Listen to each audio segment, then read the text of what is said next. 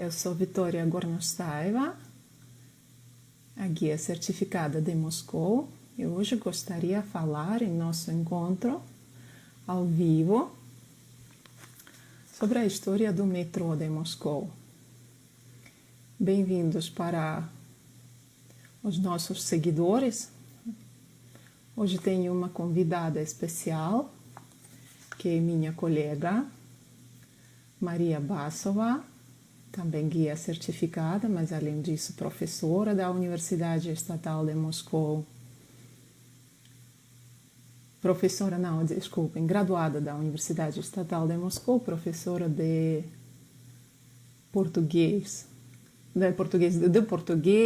do espanhol, do inglês, também do russo para os brasileiros. Então aguardo vocês, aguardo a Maria e vamos começar. Hoje vamos ver alguns vídeos que já têm 90, 80 anos, mais ou menos, antigos. Sempre com meus turistas falamos da história e muita gente está interessada na história antiga. E ver os vídeos, nunca temos tempo no nosso trabalho.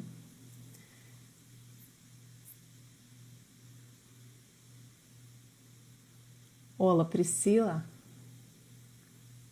Bem-vindos para a nossa live. Bem-vindos. Hoje vou fazer a live com a minha colega Maria. Vamos falar do metrô, mas já eu fiz uma parte, um vídeo, eu sei que mostrando a beleza das estações, mas hoje quero fazer outro tema bem diferente, mostrar os vídeos antigos de Moscou que tem 80, 90 anos, uma coisa muito excepcional para vocês que não dá para achar na internet em português. E então agora eu espero a minha colega Maria e vamos começar a nossa live. Bem-vindos. Vou ligar para ela, eu acho que talvez tenha a hora errada ou alguma coisa assim para começar. Queríamos fazer às 2 a live com Maria Bassova, ela também é guia certificada. Vamos ver se ela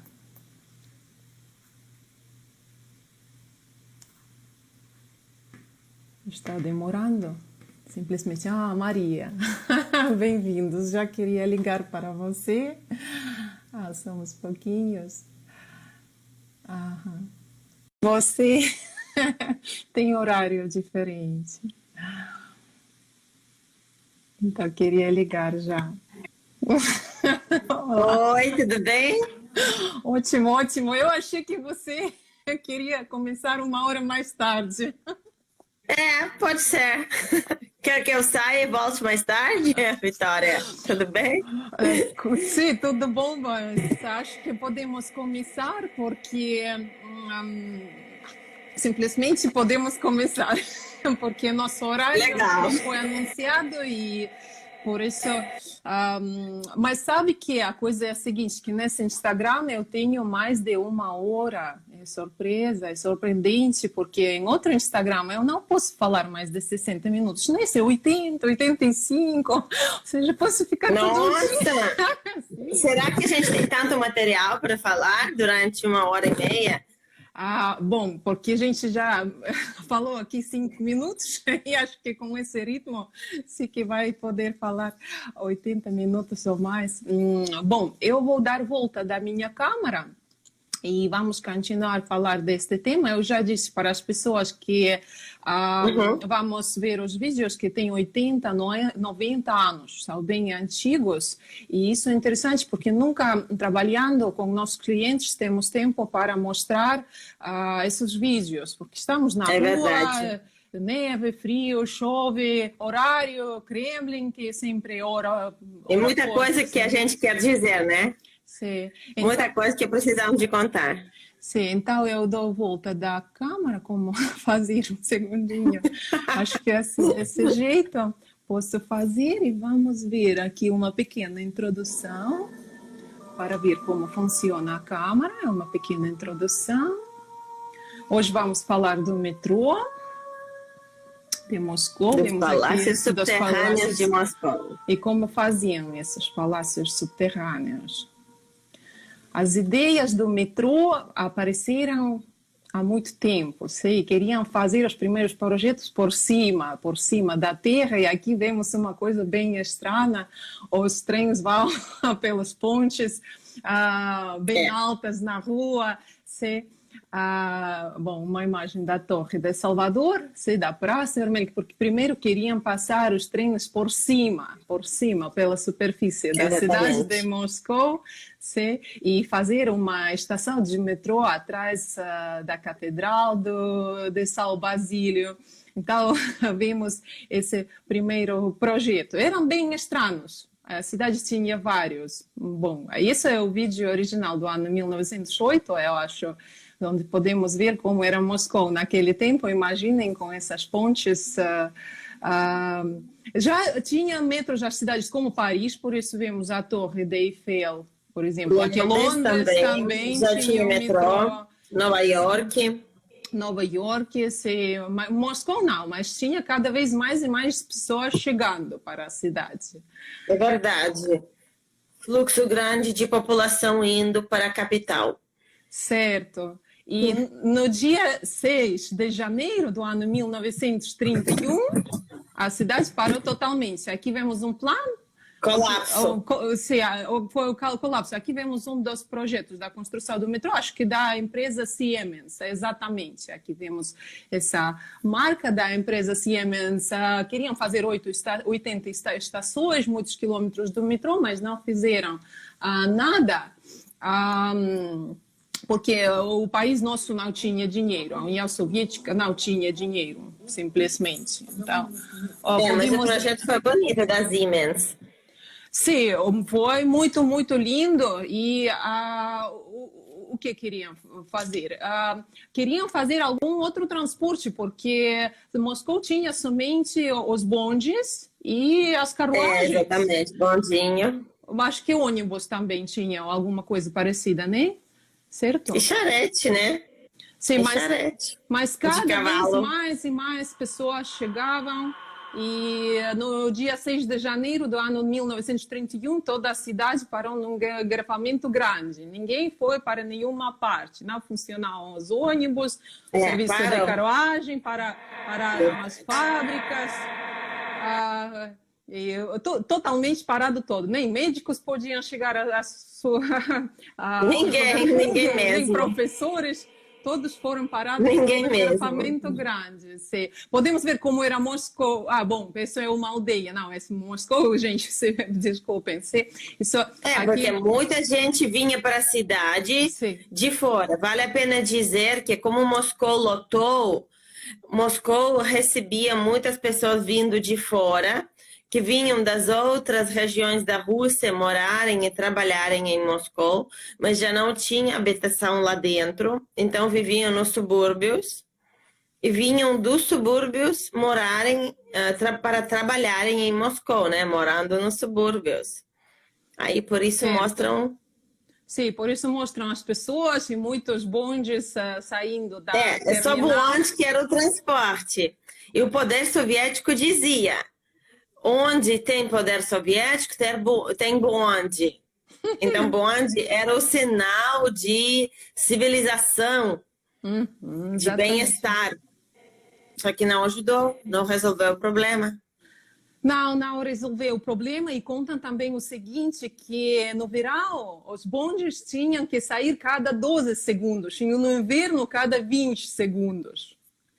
Então, aqui vemos uma pessoa no centro, no terno, um chaleco branco, é Lázaro Kaganovich, uma pessoa bem interessante, um ministro das ferrovias, e uma pessoa de caráter interessante, da profissão interessante, porque ele, na verdade, era um sapateiro, mas virou o chefe dos trabalhos da formação do sapateiro, mas virou o chefe da construção.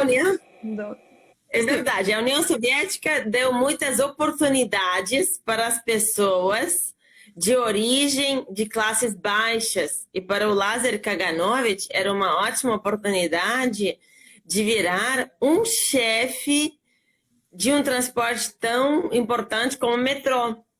Não tendo formação de engenheiro, não tendo formação de um arquiteto, ele tinha formação de sapateiro, é verdade. Você, Vitória, falou absolutamente certo. Mas a gente liga muito este nome, Lázaro Kaganovich, com o metrô de Moscou. Certo. Porque virou o chefe desta obra. Certo, certo. Aqui vemos quantas pessoas tinha Moscou. 1 milhão tinha no início do século XX. No tempo da Revolução Bolchevique, no ano 1917... ganhou mais 2 milhões. Quase 2 milhões naquele tempo. Depois chegaram outros 2 milhões. Porque, mais 2. Sim, porque na cidade já era impossível morar fora das cidades. A vida era bem difícil, então as pessoas das aldeias que ficavam longe chegavam nos trens a Moscou, mais e mais, todo dia. Então, sim, você pode continuar, Maria.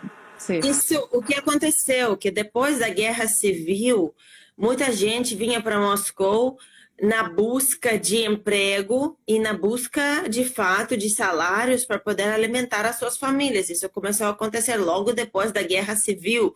E a Guerra Civil começou logo depois da Revolução de 1917. E o que piorou a situação em 1930, que é a coletivização, que foi o processo de criação daquelas cooperativas obrigatórias na aldeia, causou o novo fluxo de habitantes para Moscou. Eu posso dizer que os meus tataravós vieram para Moscou naquela época. Eu também conheço pessoas que chegaram naquela época. Eu também conheço. Eram meus tataravós que vieram naquela época porque ficaram sem suas pertenências, sem suas casas, por serem considerados kulaks. Então tinham que fugir, largaram tudo e tinham que chegar para Moscou, né? Então vieram mais 2 milhões de habitantes. E aí isso piorou o que foi, de fato, predito pelos engenheiros. Ainda nos anos 20, os engenheiros predisseram este problema com o transporte de Moscou que ia acontecer na década 30. Não é verdade, Vitória? Certo, certo. É verdade. E aqui nós podemos ver essa pessoa no centro, sei que tem bigodes, é Lázaro Kaganovich. Ele foi o ministro de ferrovias, foi a mão direita de José Stalin, para nossos seguidores temos dizer-se. Ele gostava muito da arquitetura, porém gostava muito disso, e na casa dele tinha muitos livros, estava muito interessado nos livros. Então, que engraçado isso. Um cara sem formação de um arquiteto. Entretanto, ele disse que a tradição da família dele, que a família tinha muitos arquitetos, embora que ele fosse só um sapateiro. Mas o sapateiro virou o chefe da obra de metrô. Lázaro Kaganovich. E, de fato, podemos dizer isso também para os nossos seguidores, que o metrô de Moscou tinha o nome Metrô de Moscou em homenagem ao Kaganovich durante muitas décadas, até que finalmente virou metrô em homenagem ao Vladimir Lenin, como a gente conheceu na nossa época, na nossa infância, né? Mas durante muitos anos, muitas décadas, o metrô de Moscou foi dedicado ao Kaganovich, de fato. Certo. E quando começaram as obras, trabalhavam poucas pessoas. Por exemplo, aqui há um desenho pequeno, assim, fazem para nós. Imaginem, o metrô de Moscou começaram a fazer 7 homens, para eles foram comprados os abrigos, as botas forradas com pele. Também as pessoas saíam dos apartamentos para ver o que acontecia, porque as pessoas, outros não entendiam o que está passando. Sim, eles simplesmente cavavam um fosso estranho, mas com paletas, e tinham também um caminhão, somente um. Imagina, um caminhão. 8 cavalos. 8 cavalos, gente. Sim, e 70 arreios se chamam, sim, Maria?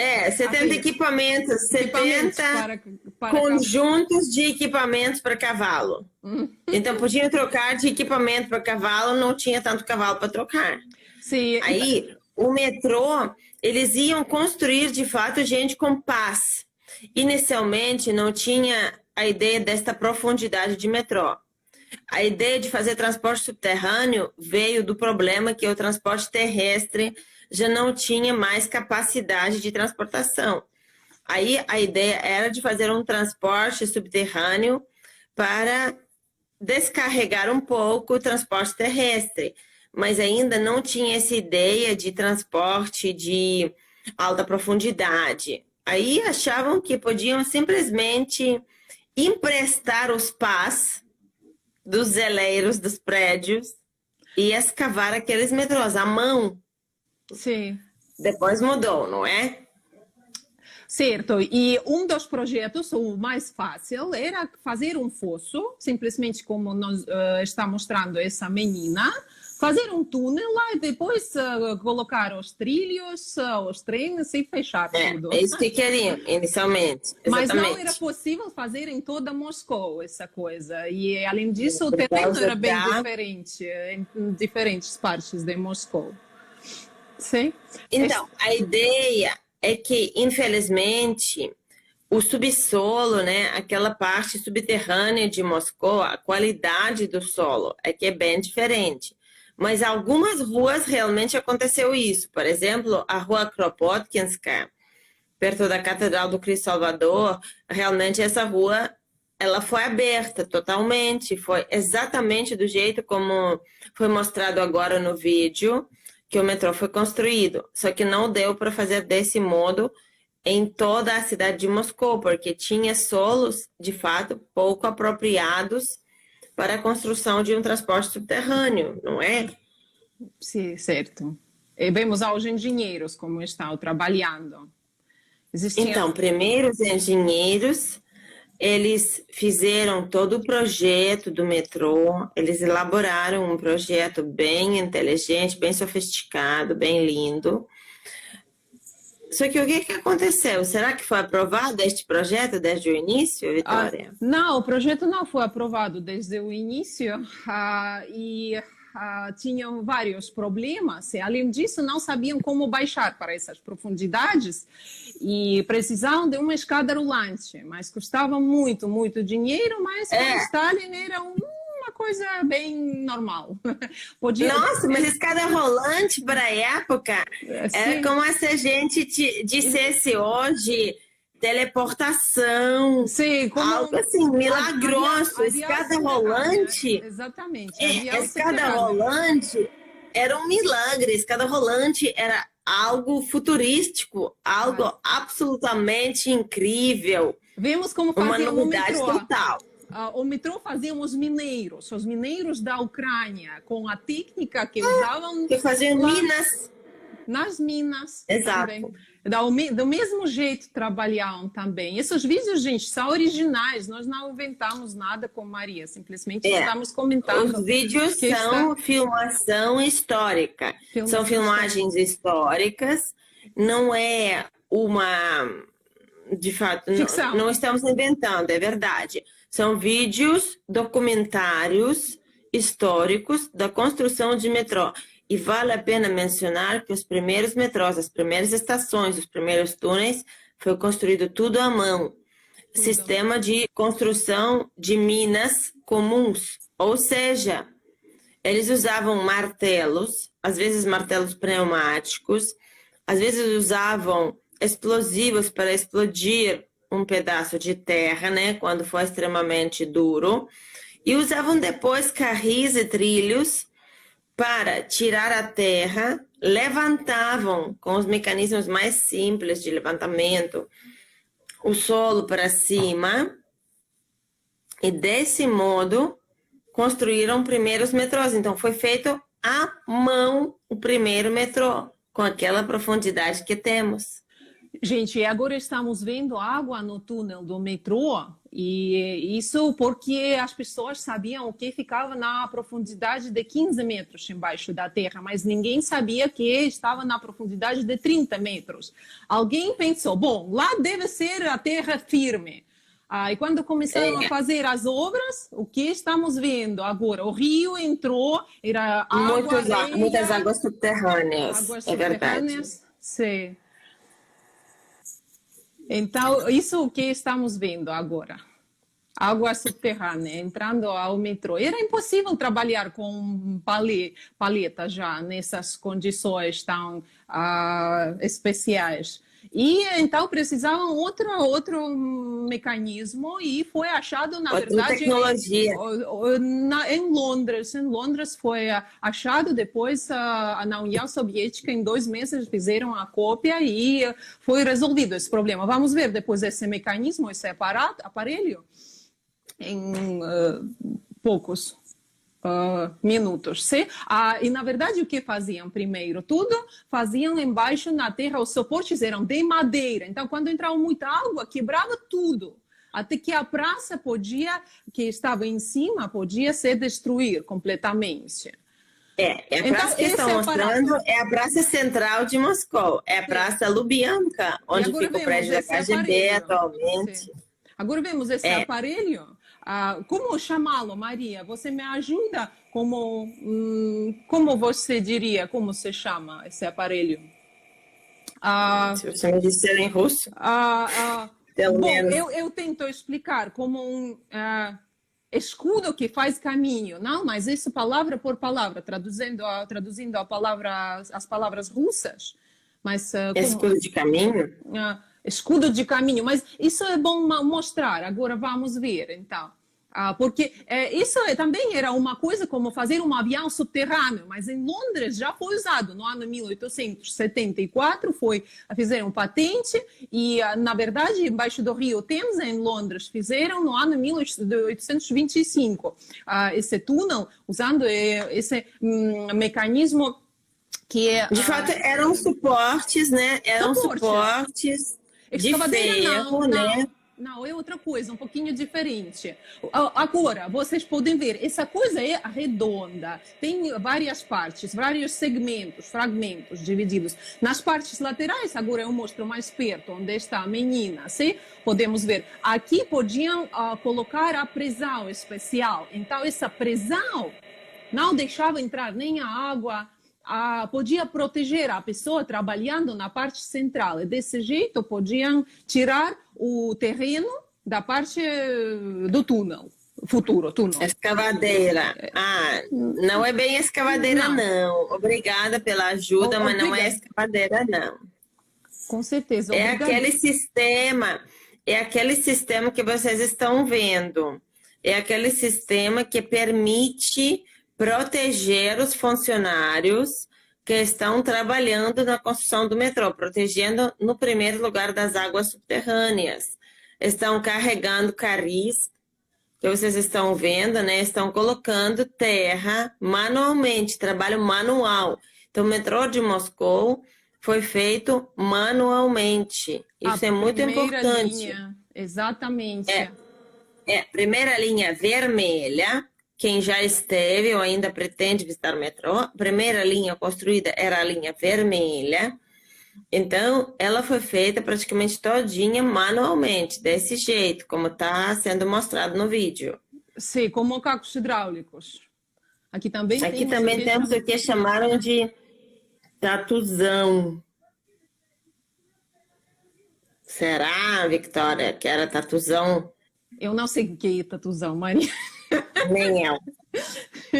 Até agora não encontrei, nunca encontrei este termo, tatuzão. Aqui se chama o que eles fizeram, esse túnel com a tecnologia inglesa, tubing, ou seja, é uma palavra inglesa, tube. Tuboação. Tubing é tuboação, gente. Talvez. Mas deve ser um termo muito especial. E esse rapaz caminhando é o Nikita Khrushchev. Quem é esse cara? Quem é esse cara de boné? Quem é? Já conhecem ele, o futuro chefe da União Soviética, o Nikita Khrushchev. Desapareceu o Nikita, mas eu acho que o pessoal já o reconheceu. Ele foi chamado pelo Lazar Kaganovich, pelo ministro de Ferrovias. Ele foi chamado para a construção de metrô. Então, ele começou a sua carreira, ainda não política, mas já carreira importante na Rússia, desde a construção de metrô. Depois também influenciou muito a construção de metrô, não é, Victoria? Mais tarde. Sim, trabalhou muito. Aqui podemos ver também que usavam tudo, a mesma tecnologia que os mineiros usavam. Ou seja, tudo a mesma coisa. Tecnologia das minas pura, 100%. Imaginem que fortes tinham que ser esses homens. Além disso, trabalhavam. E tinha muitas mulheres trabalhando. E mulheres não também. Tinha muitas mulheres trabalhando lá também, carregando os carris. Elas carregavam os carris com a terra, né? Os homens explodiam, os homens usavam um martelo pneumático e as mulheres, usando pás, carregavam os carris. Tinha muita mulher trabalhando na construção de metrô. Com certeza. E trabalhavam embaixo dos prédios, às vezes prédios históricos. Estamos vendo agora o prédio do Museu de Belas Artes. Lá embaixo passa de Pushkin. Lá embaixo passa a primeira linha de metrô e fazendo as obras embaixo, colocavam um pedaço de gesso na superfície do prédio, porque o gesso é um material muito frágil, então qualquer dano apareciam as gretas. E faziam isso para saber que tudo vai bem, que o prédio depois não vai... Bom, aí ela não ia cair, né? Não vai cair. O prédio de 1912 era um prédio muito importante, então estavam preocupados. Então queriam saber... Olhem quantos cabos embaixo da praça. Cables de água, de teléfonos, canalização. Às vezes os prédios simplesmente ficavam no ar e tinham que colocar os suportes embaixo. E os trabalhadores diziam, quando as nuvens se moviam, achavam que o prédio vai cair na cabeça deles. Dava essa sensação. Dava essa sensação. E olhem como era Moscou. Quem já visitou sabe que Moscou não é uma cidade tão destruída. Não é velha. Agora. São mesmo os vídeos das obras, que agora está toda arrumadinha a cidade de Moscou. Certo. Agora tudo é belo, novo, e as pessoas que moravam nesses prédios antigos, eles não entendiam para que faziam esse metrô. Ninguém sabia. Tanto dinheiro gastavam. Às vezes gastavam como, não sei, como... brilhante custava o metrô, um monte de brilhantes. Agora estão mostrando a praça, chamada antigamente Kalanchovskaya, agora é Praça Komsomolskaya, famosa por 3 estações ferroviárias que estão aqui. Então, esta praça, ela sofreu um dos maiores colapsos de transportes terrestres, então ela sempre estava congestionada, então era importantíssimo ter lá um metrô, porque tinha lá muita gente chegando dos subúrbios, como já falamos, que Moscou ficou lotada, não tinha espaço para todo mundo morar dentro, então tinha muita gente morando nos subúrbios. E vinham todos os dias trabalharem em Moscou. Levantavam-se cedo de madrugada, vinham trabalhar em Moscou, voltavam. Por acaso, a situação está igual à situação hoje em dia. Há muitíssima gente chegando para Moscou trabalhar todos os dias, ao redor de 200 quilômetros.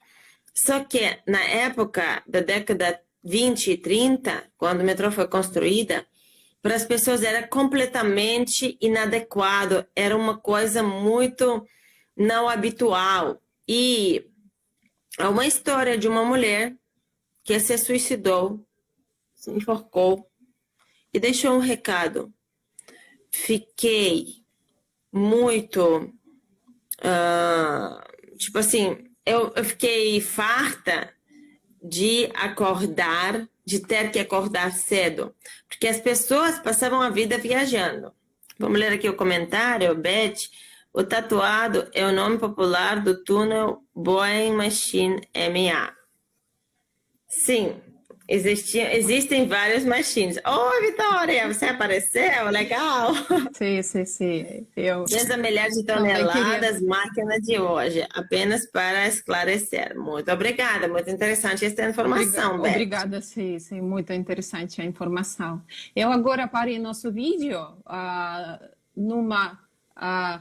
no número, 5.299, é a quantidade dos trabalhadores que faziam as obras no metrô, mas precisavam de 18 mil pessoas, de 18, e tinham somente 5 mil... 4 vezes mais, quase. Sim. Precisavam de quase 4 vezes mais. E isso por que tão pouco? Muitas pessoas chegaram, já falamos disso, mas queriam que as pessoas provassem que não eram as pessoas que fugiam das aldeias por não ter emprego. Então, tinha que ser gente de confiança. O que era importante para construir o metrô não podia ser qualquer um. Tinha que ser uma pessoa de confiança, tinha que ser uma pessoa com biografia perfeita, tinha que ser uma pessoa com bom empenho, né? Era importante serem funcionários de confiança, porque metrô não era simplesmente um transporte, era uma grande obra de todo o país.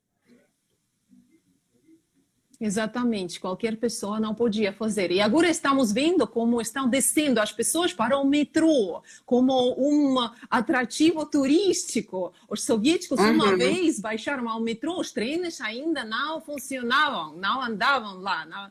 Iam conhecer. É um entretenimento. E no ano 33, pela primeira vez, começaram a cavar o metrô, as pessoas da organização soviética Komsomol, e nesse momento esse trabalho virou muito prestigiado, porque Komsomol era uma organização muito prestigiada de jovens. De juventude. Então, vamos explicar aqui, a Vitória, vamos explicar aqui para os seguidores o que é Komsomol. Então, Komsomol é uma abreviatura. Comitê de Juventude Soviética, Komsomol.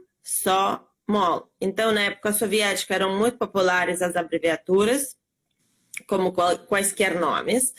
Então, Komsomol, Comitê de Juventude Soviética, tinha muitos jovens comunistas trabalhando na construção de metrô.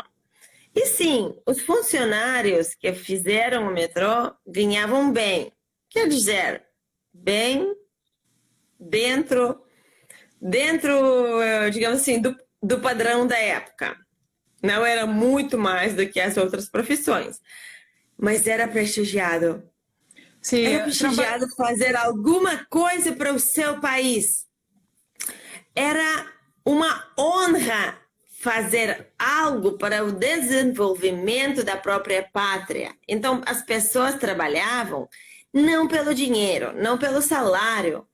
Eles trabalhavam por esta oportunidade de marcar a história, de marcar a nova história do novo país. E os jovens entusiastas, quem é mais entusiasta que os jovens, não é? Então, por isso, o Komsomol realmente fizeram muito para a construção de metrô.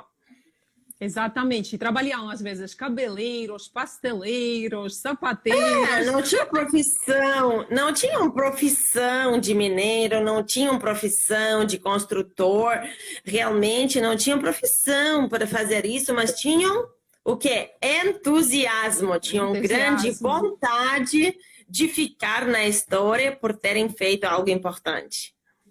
Sim, na Rua de Pedestres Arbat, que algumas pessoas já visitaram, também queriam fazer o metrô do método aberto, mas era uma parte onde moravam as pessoas, os intelectuais daquele tempo, então decidiram fazer rua histórica, por gente. baixo dos pátios. E o que aconteceu? Graças a Os Deus. prédios eram tão antigos que às vezes a menina tomava um chá e podia escutar o que diziam embaixo. E há uma história verdadeira, que uma moça cantava no quarto e quando ela parou, os trabalhadores pediram continuar a canção. Estamos ouvindo, é verdade. Mas o que posso dizer que nós agora, atualmente, temos um restaurante na Rua Arbat, que chama-se Genatzvale, que é um restaurante georgiano. E quando você entra naquele restaurante, ele é um pouquinho afundado. Quer dizer, que não é subterrâneo, mas ele pode ter um subsolo de meio metro. Aí dentro do restaurante, você ouve perfeitamente como passa o metrô. Dá para ouvir como passam os trens do metrô de Moscou, que passam exatamente debaixo da Rua Arbat. Exatamente, certo. E aqui vemos que usavam também o material, o concreto, de uma das catedrais destruídas. Vocês lembram que a religião estava proibida, então foi destruída uma catedral para fazer o concreto, para poder continuar os trabalhos do metrô. Então, e também precisavam da escada rolante. Mas tenho que aqui acrescentar que não foi tudo assim. Temos estações que usam mármores das igrejas destruídas e, ao mesmo tempo, há exemplos. Por exemplo, a estação Taganskaya do metrô de Moscou. Ela tem uma construção de escada rolante subindo, que não é reta, tem uma escada rolante subindo, aí vai ter um espaço e outra escada rolante virando um pouco para o lado, só para deixar uma igreja que ficou em cima. Então, tudo dependia muito do arquiteto, não só de vontade dele de deixar, que geralmente os arquitetos tinham grande vontade de preservar os monumentos históricos, como igrejas, que igrejas são muito antigas, mas às vezes não dava por causa das decisões do governo mesmo. Mas o que tentavam é verdade. Em alguns casos, como da estação Taganskaya, resultava em ter, quer dizer, os resultados eram positivos e dava para preservar as igrejas. Exatamente. Diga, Vitória. E precisavam também, como a estação era muito funda, precisavam de uma escada rolante. Mas a escada rolante era também como um avião subterrâneo. A escada rolante maravilhante, que eles diziam, né? Estamos vendo os mecanismos, sim, da escada rolante. E também precisavam sacar o terreno também. Para isso também fazem uma coisa tipo escada rolante. Bom, aqui o que estamos vendo a escada rolante de Londres. A União Soviética comprou uma e pagou 200.000 rublos, que era uma fortuna. Mas para quê? Não para colocar na estação Arbatskaya, mas para desarmar e fazer uma cópia de uma escada rolante. O problema era o tempo, davam muito pouco tempo para os trabalhos aqui. Mas o povo soviético, muito pontual. Os engenheiros eram geniais e tinham que fazer bem mais comprida a escada rolante e fizeram no dia quando tinham. Porque o metrô era bem mais fundo. Profundidade média 35 metros dos metrôs de Moscou. Sim, deram somente. Então era bem mais fundo que em Londres. Tempo. Sim, e depois quando decidiram testear essas pessoas que estão entrando, eles não sabiam que eram 2.000 pessoas, eram os primeiros visitantes e era o teste da obra. Nossa, corajosos, né? Isso foi no fevereiro. Nossa, que coragem de usar aquela escada rolante. Sim, foi no fevereiro do ano 35, antes da abertura oficial do metrô.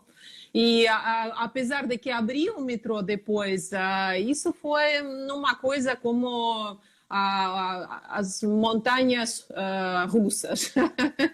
eu diria, fazendo uma comparação. Verdade, um entretenimento. Sim, a moça mostrou para nós o primeiro vagão do metrô e vemos como estão limpando, preparação para abrir o metrô no dia 15 de maio do ano 35, toda limpeza. Foi o dia quando abriu a primeira linha de metrô de Moscou, 15 de maio de 1935.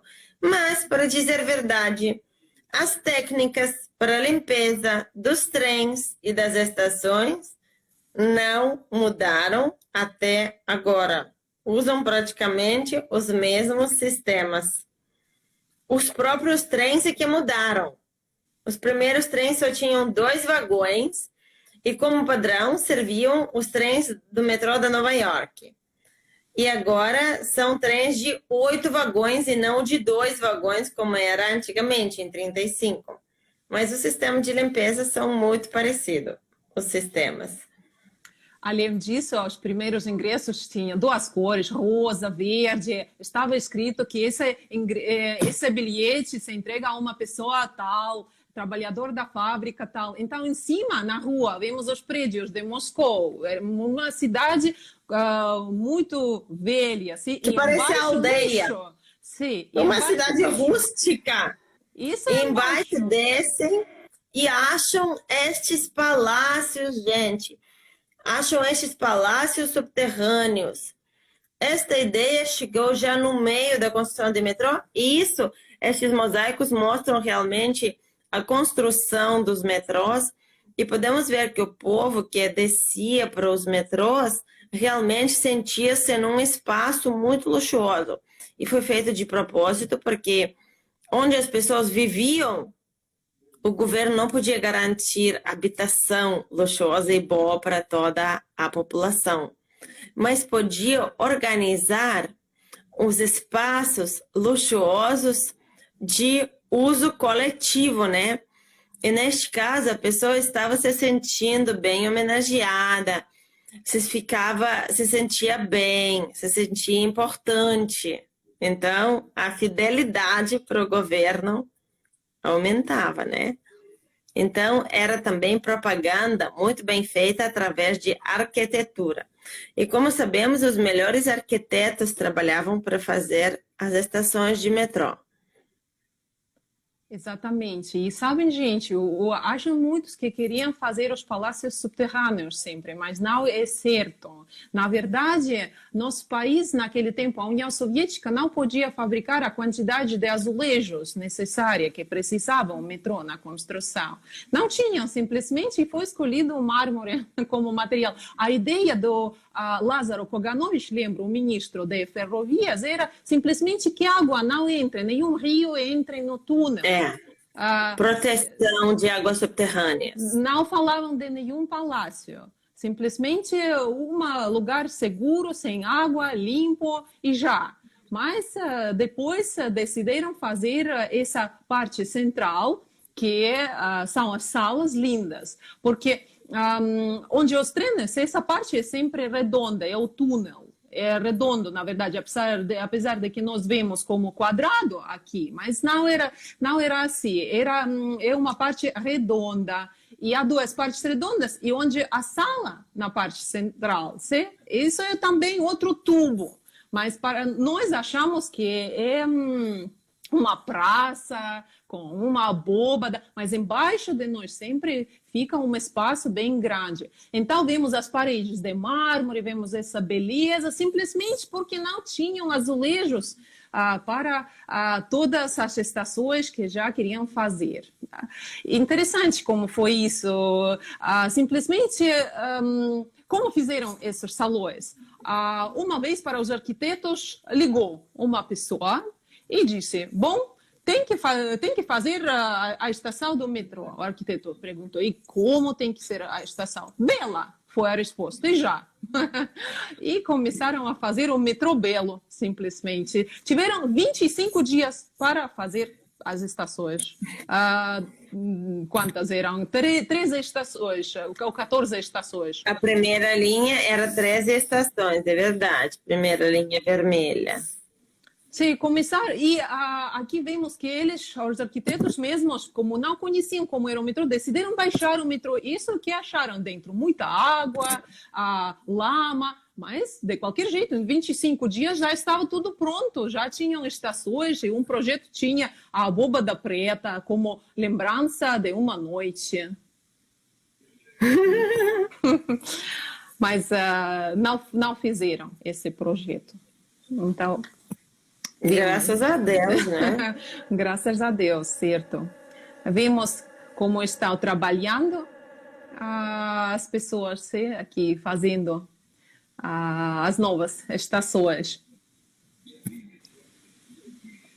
E mármore, com certeza essas pessoas que trabalhavam decorando as paredes com mármore eram as pessoas que trabalhavam, na verdade, no cemitério.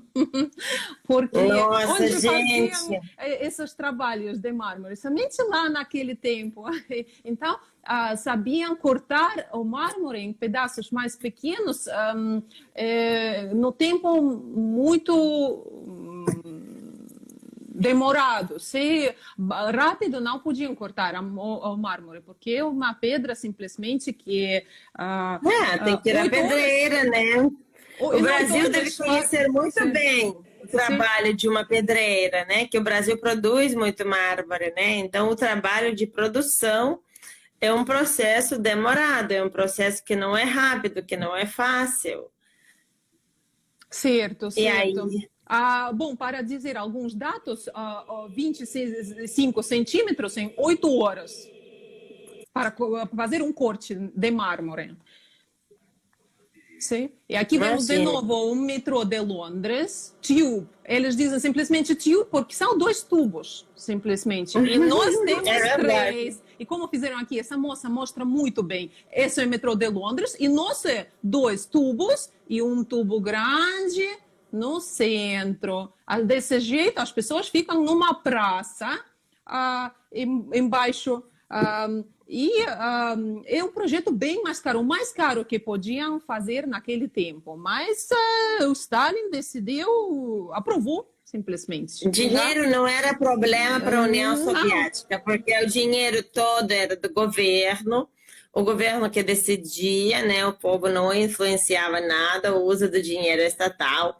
Então, o governo decidiu desse jeito e desse jeito que foi feito. E graças a Deus, né, que a gente está agora muito feliz de podermos mostrar isso tudo para vocês, os nossos clientes.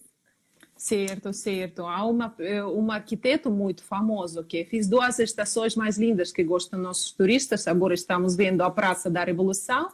E no projeto inicial, essa estação não tinha essas esculturas nas partes laterais. Não tinha estátua, né? Não. Era o que tinha, Victoria? Não tinha estátua, mas tinha o quê? Baixo-relevos, simplesmente, nas partes laterais. E agora sim tem estátuas, porque o escultor Manizer era muito querido, Matteo Manizer, e foi ele quem fez. Aqui vemos outra estação agora. Ele que quis fazer estátua. Na verdade, o arquiteto, ele não tinha pensado nas estátuas, ele tinha outra ideia, mas quando entrou o escultor, ele conseguiu combinar isso com os chefes que aprovavam o projeto e o arquiteto já não tinha o que dizer. Depois de ter vindo o Stalin dizendo as primeiras estátuas postas de gesso foram colocadas lá e o Stalin, tão impressionado, andava lá no meio das estátuas falando com a sotaque característica dele, georgiana, que o Stalin é georgiano, não falava russo direto, ele falava com sotaque bem puxada. Aí ele falava, ai, como se fossem vivas. Aí ele amou as estátuas. Imaginem, depois do chefe do Estado gostar, como que podiam trocar, né? Então ficaram as estátuas mesmo.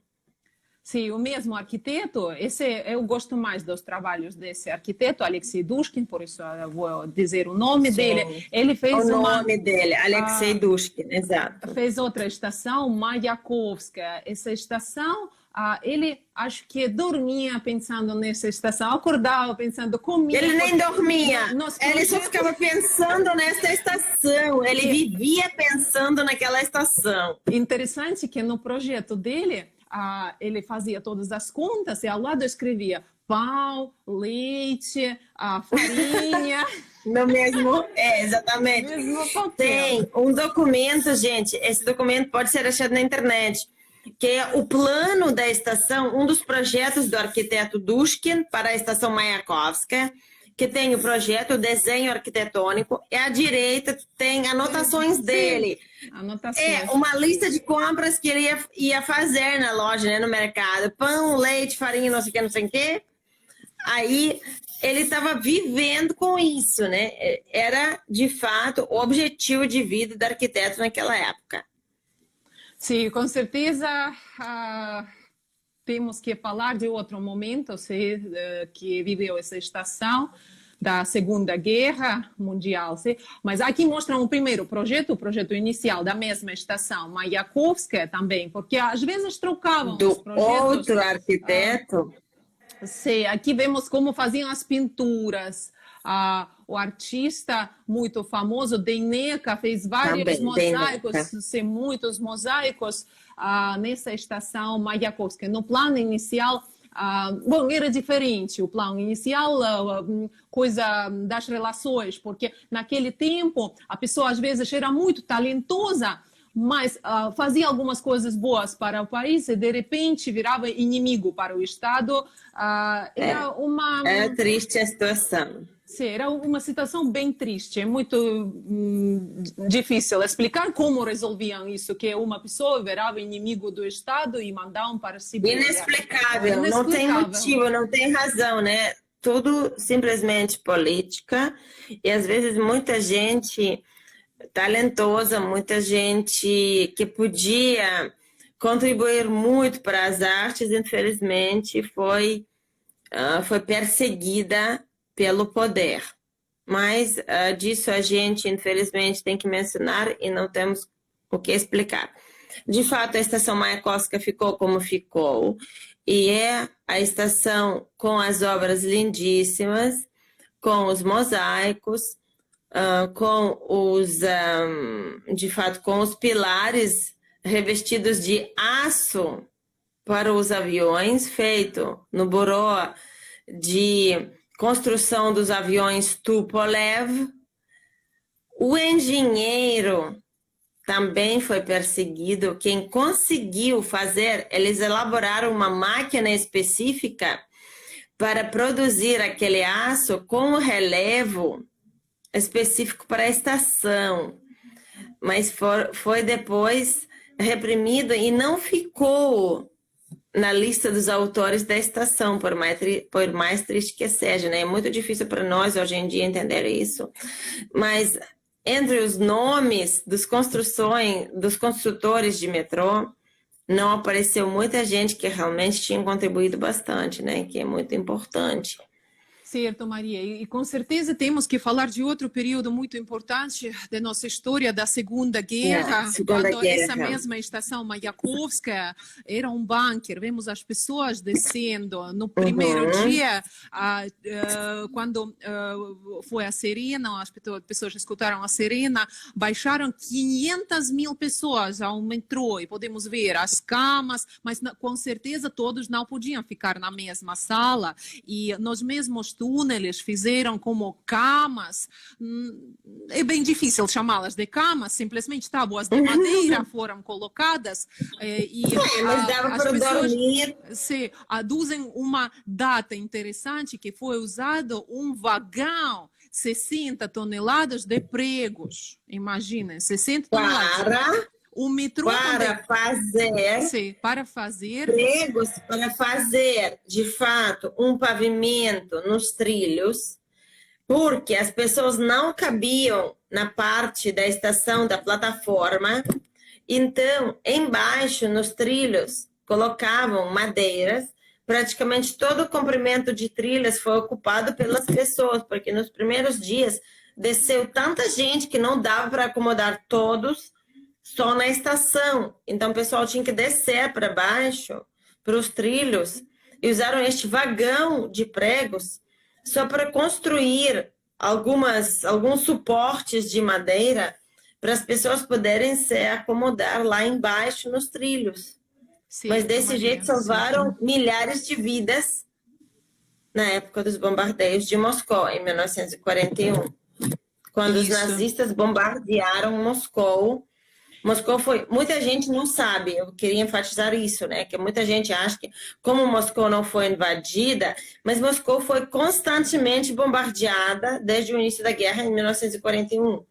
Apesar de que só 6% de aviões chegavam por causa da nossa defesa antiaérea, mas criaram danos muito graves para a cidade. Foi danificado, por exemplo, o Teatro Bolshoi, foi danificado o prédio do Museu da Guerra de 1812, né? Antigamente era o Museu de Lenin. Foram e a estação, lembra você a estação Arbatskaya, onde foram mortas 50 pessoas foram mortas. Então, tinha uma estação de metrô projetada pelo próprio Lazar Kaganovich. O vestíbulo externo tinha formato de uma estrela de 5 pontas. Agora imaginem, um avião nazista andando por cima, olhando para baixo e tá vendo uma estrela de 5 pontas, que é símbolo de comunismo. Claro que jogou uma bomba. E esta bomba, ela prejudicou muito, porque a estação não era funda, a estação era de baixa profundidade. E morreu muita gente que tentou se abrigar daqueles bombardeios, população civil mesmo. Então, realmente, os metrôs mais fundos salvaram imensas vidas de pessoas. E funcionavam lá. Bibliotecas, hospitais dentro de metrô, não é, Victoria? Com certeza. E agora eu quero mostrar também para a gente, podem parecer os gabinetes, escritórios, porque tem portas fechadas, mas olhem só, as partes laterais, é mármore, é o metrô. Simplesmente fizeram as portas, fizeram tudo, bibliotecas, as pessoas podiam descer e ler um livro no metrô. Era a vida no tempo da... guerra. Aqui podemos ver essas camas na estação Mayakovsky, estão retirando já o lixo. Estão limpando depois de uma noite, né? Acabou a noite, que os bombardeios geralmente aconteciam de noite. Aí a noite acabou e estão limpando a estação depois de uma noite com muita gente passando lá à noite salvando as suas vidas. E estão saindo nesse momento do metrô e vemos o que acontecia em cima, no ano 41, Segunda Guerra, tudo quando foi bombardeado tudo em cima, né? As pessoas, pelo menos, ficaram seguras embaixo. Certo, certo. Isso é o dia 6 de novembro do ano 41. Vocês podem ver ao mesmo José Stalin nessa estação Mayakovskaya. Decidiram fazer uma celebração aqui mesmo. Impressionante que foram tiradas um dia antes 3 bombas nesse mesmo lugar onde estava a estação Mayakovskaya. Ou seja, os alemães sabiam que nessa estação... Dizem que tinha um espião informando. Olhem só, é a Praça Vermelha, o mausoléu de Lenin, é o prédio na frente, foi camuflado desse jeito. Muito bom esse vídeo, mostrando como foi camuflado. É ótimo o vídeo. O prédio. É ótimo o vídeo. Eu tenho inveja para nossos turistas, nossos seguidores que vão ver esse vídeo. Olhem só, gente, um rebanho de vaquinhas. Teatro Bolshoi, onde vocês vão ver evacuação. Esse vídeo? Evacuação. Pessoal evacuado de Moscou porque em 1941 não tinham mínima certeza que o Hitler não ia entrar em Moscou. Por isso, de Moscou foram evacuadas todas as embaixadas, todas as fábricas. Vocês podem ver evacuação do gado e foi evacuada a população civil. Só que todos os últimos trens foram bombardeados. Eu me lembro muito bem minha avó me falando, nós nos atrasamos para os últimos trens de evacuação, tivemos que ficar. Mas ainda bem, porque praticamente todos foram bombardeados. Infelizmente, muita gente morreu mesmo sendo evacuada. Mas a construção dos metrôs durante a Segunda Guerra não parou. E mal acabou o perigo do metrô ser ocupado pelos nazistas, mal tinha acabado o perigo de ocupação de Moscou pelos nazistas, recomeçou a construção do metrô. Isso é uma coisa incrível, que durante os anos 42, 43, 44, tá rodando guerra, tá acontecendo batalha de Stalingrado e estão fazendo as estações de metrô de Moscou. Pessoas passando fome, pessoas que não tinham comida suficiente para comer, para matar a fome, estão criando aquelas luxuosíssimas estações. Certo, e aqui acho que você queria falar do Vladimir Frolov e os mosaicos dele, a pessoa que trabalhou no bloqueio. Esta situação me emociona muito, sempre que falo isso para os meus clientes, eu fico muito emocionada. A estação Novokuznetska. Este é o mestre Vladimir Frolov, um mestre que tinha feito os mosaicos para a Catedral de São Petersburgo, aquela uma das mais famosas, Catedral de Sangue Derramada, que fez muitos outros prédios históricos. O mestre de mosaicos que tinha trabalhado para a família dos czares, de quem o poder soviético tinha expropriado a oficina, ele virou simplesmente um funcionário da Academia de Belas Artes do São Petersburgo. Ele ficou no Leningrado cercado, recebendo 125 gramas de pão por dia. Estas são algumas obras que estão mostrando dele, que ele tinha feito ainda na época dos czares, mas que ele virou uma pessoa que fez várias obras para os metrôs de Moscou, obras para Mayakovsky. Foi ele que escolheu o pintor da Neca. Essa é a Catedral de Sangue Derramada, que ele tinha decorado inteira. A igreja está decorada com os mosaicos. É incrível, quem já esteve deve lembrar, quem ainda não esteve, super recomendo visitar, são estes os mosaicos. Na sua oficina em Leningrado, as janelas estavam sem vidros por causa dos bombardeios, tinham quebrado os vidros. A temperatura dentro da oficina estava fazendo 7 graus positivos. Não tinha luz. Ele pedia muito evacuar. Ele tinha 18.000 tons diferentes de vidro colorido para fazer os mosaicos. Não foi evacuado nem a oficina, nem o professor Frolov.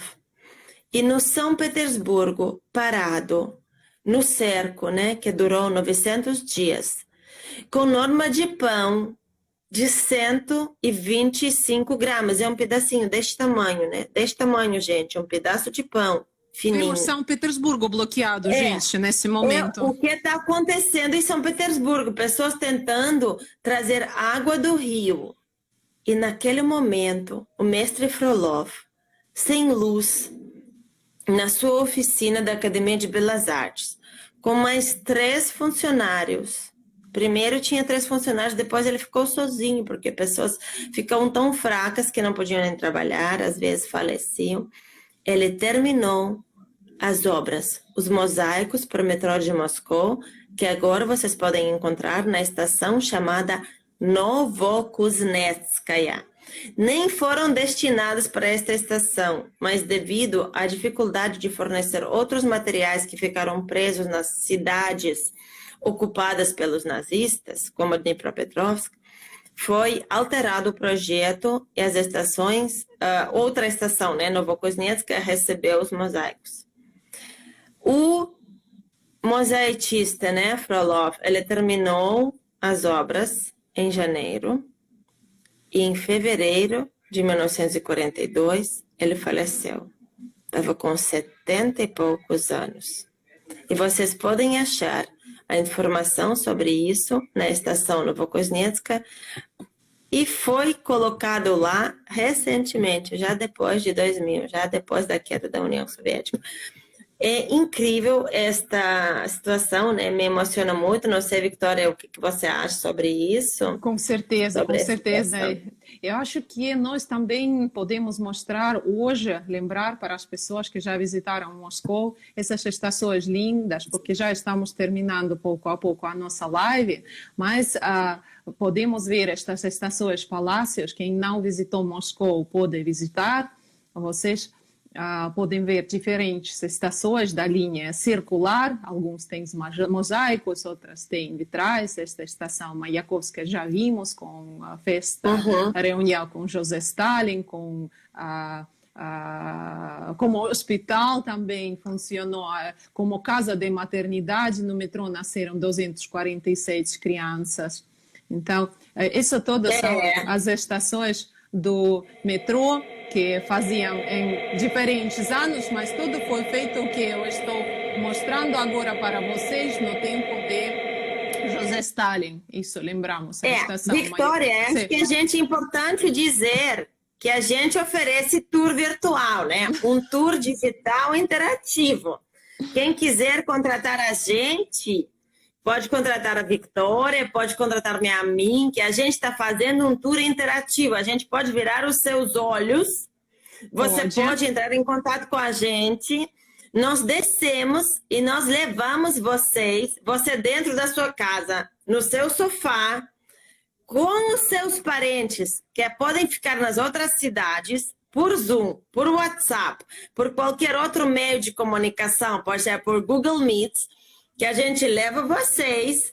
Como não temos oportunidade de recebermos vocês pessoalmente, podemos receber vocês virtualmente, descer para os metrôs e mostrarmos para vocês aquilo que vocês queiram ver, né? Então, podem aproveitar desta oportunidade enquanto o turismo está fechado para a Rússia por enquanto.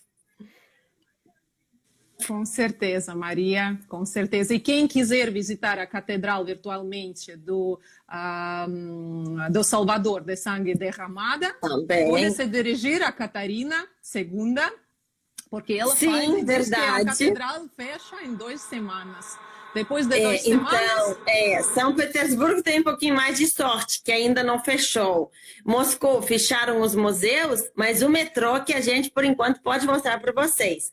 Então, se aproveitem. Uma visita, um tour digital pode ser um ótimo presente para os seus familiares, para os seus amigos, para o Natal. Vocês podem se reunir um grupo de 5, 6 ou mais pessoas, né? E aí a gente vai ser uma experiência muito interessante, né? Que vai ser um convívio. Nossa, que legal, Vitória, você com o cachorrinho mais querido, né? A gente não falou que todas as estátuas desta estação foram evacuadas para a Segunda Guerra, né? Que houve esta ordem que todas saíram. Mas não falamos de muitas coisas, é impossível. É verdade. Então, a gente ainda tem muita informação para contar para vocês. E quem quiser, por favor, nos contatem. Nossa, que fofa esta foto. Com 2 cachorros. Esse cachorro dá sorte, mas é o cachorro de bronze. E outro dá sorte. Todo mundo passa a mão, por isso o focinho está todo brilhando, né? Bom, então podemos virar seus olhos e mostrar essas belezas de nosso metrô de Moscou, que é um palácio. O que estamos vendo? É um palácio, com certeza. Subterrâneo, verdade. Por isso aqui, no ano 2014, foi o festival da Unesco da França e fizeram as fotos com modelos, fotos profissionais. Nossa, não são essas. Eu pessoalmente assisti muitos outros books de modelos fazendo nos metrôs de Moscou como tradutora. Então, eu também tenho algumas fotos, não minhas, né, das modelos profissionais, que realmente filmaram as coleções de moda nos metrôs de Moscou, porque é um lugar muito atraente para os turistas. Pronto, Vitória, agradeço muito o convite, agradeço muito os novos seguidores pela atenção. Também. A gente está aqui, qualquer dúvida, podem nos contactar. Boa tarde para vocês todos, um beijo grande da Rússia. Bom final do sábado, bom final de semana para vocês. Na Rússia está -12 hoje, em Moscou. Um beijo grande. Quentinho, quentinho. Quentinho. Tchau, tchau. Tchau, gente, tchau.